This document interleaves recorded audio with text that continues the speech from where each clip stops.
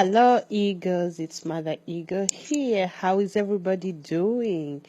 I've been seeing so many posts regarding people looking for job opportunities, and that is a wonderful thing. And I hope and pray as you seek for opportunity is seeking you as well. So in the area of looking for a job, I wanted to have a distinguishing factor between what a resume does and what you do in the process of getting a job opportunity. For example, if you submit your resume, is your resume representing you well? And how will you know it's representing you well?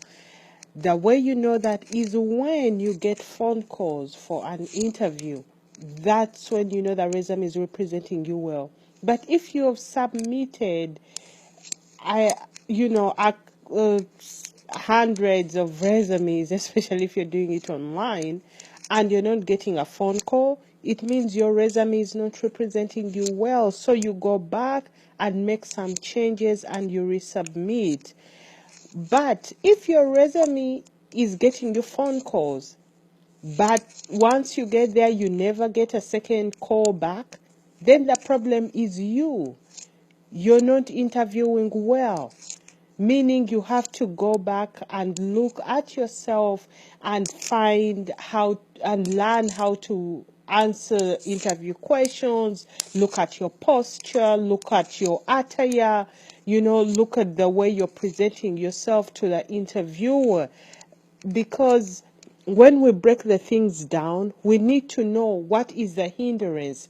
Yes, jobs may not be that many, but for sure, your job is there. Your job, you have the desire, the works of your hands are blessed. I know your job is there. The question is, can you present yourself good enough for them to give you a chance?